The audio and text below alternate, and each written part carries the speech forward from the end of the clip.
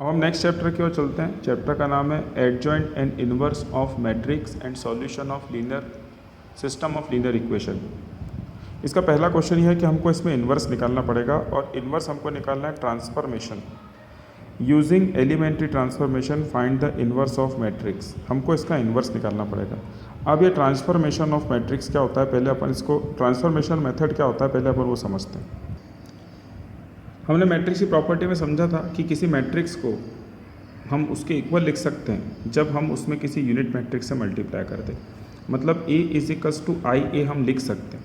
तो हम इसी प्रॉपर्टी का उपयोग करके इसका इन्वर्स निकालने की कोशिश करेंगे। देखिए, ये रहा हमारा matrix A equals to unit matrix into A। इसकी वैल्यू हम नहीं लिखेंगे, ठीक है।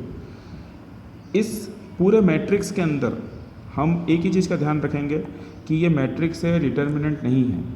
हम इसका इन्वर्स रो से निकाल सकते हैं और कॉलम से निकाल सकते हैं। यदि आपने रो से शुरू करा तो पूरा काम रो से होगा, कॉलम से शुरू करा तो पूरा काम कॉलम से होगा। जैसे मैं यहाँ कर रहा हूँ रिप्लेसिंग R1 विथ R2, तो हम R1 और R2 को आपस में चेंज कर देते हैं। तो देखिए 2 5 जो R1 था वो R2 बन गया और 1 3 जो R2 था वो R1 बन गया।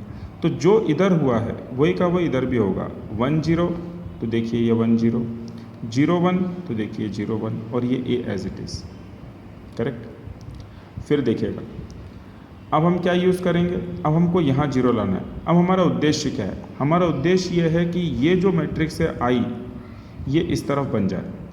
अभी देखिए मैं बताता हूँ आपको कैसे। R2 टू R1, जैसा कि हमने डिटर्मिनेंट के अंदर प्रॉपर्टीज़ यूज़ करी थी, सेम प्रॉपर्टी यहाँ पर, लेकिन सारी देखना रो में आएंगी, एक भी कॉलम में नहीं आएगी। यहाँ 0 हो गया, यहाँ कितना बना देखिए, 2 1 में से 2 गए 0, 5 में से 6 गए तो -1। यहाँ पर भी ऐसा होगा, 1 में से 0 गया 0, 0 में से 2 गया तो -2, बाकी सारा का सारा एज इट इज़।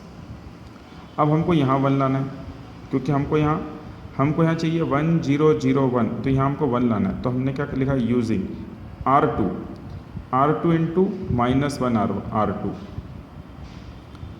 ये 0 ये 1 देखिए, लेकिन उसके कारण यहाँ साइन चेंज हो जाएगा, ये बनेगा 1 और ये बनेगा -2, तो ये सॉरी ये -1 और ये +2, तो देखिए -1 और +2। अब हमको कहाँ 0 लाना है, अब हमको यहाँ 0 लाना है। तो हमने क्या करा, यूजिंग R1 माइनस 3 R2, मतलब इसमें 3 से मल्टीप्लाई करके इसमें सब्ट्रैक्ट कर दो, ये तो 0 है, यहाँ कोई फ़र्क नहीं पड़ेगा।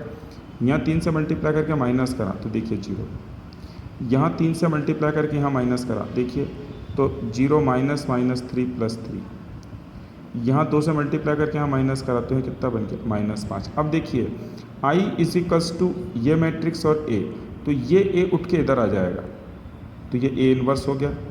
I है, इसको हटा दीजिए और ये पूरा क्या बन जाएगा, इस मैट्रिक्स का इन्वर्स। ये जो मैट्रिक्स था उसका इन्वर्स ये बनेगा।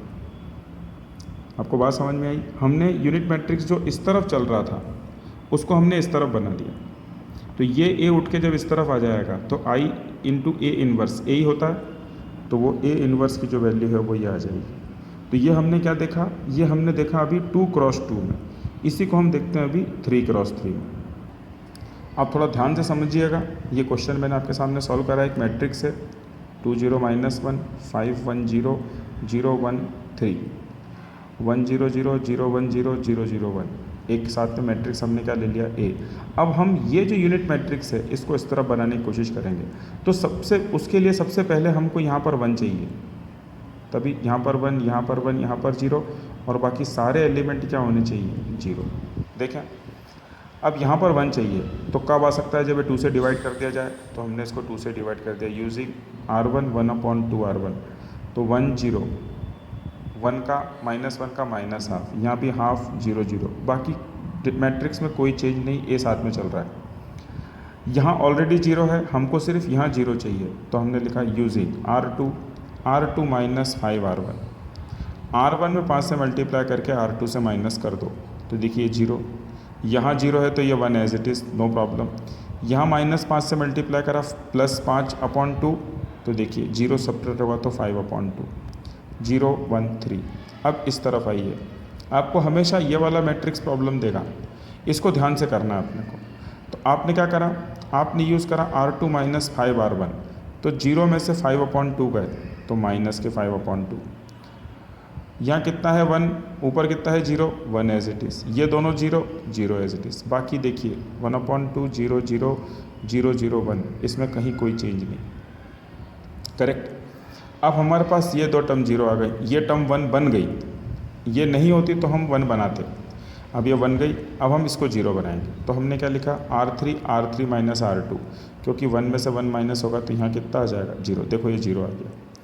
फिर 3/2 में से 5/2 माइनस हुआ तो देखिए 1/2 आया। बाकी दोनों रो एज इट इज़।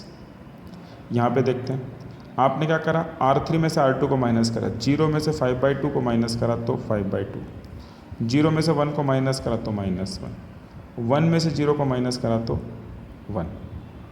ठीक। अब हमारे पास यहाँ 1/2 है, हमको इसको 1 बनाना है। जैसे कि हम देख रहे थे कि इस 2 को हमको 1 बनाना था तो हमने हाफ से मल्टीप्लाई करा।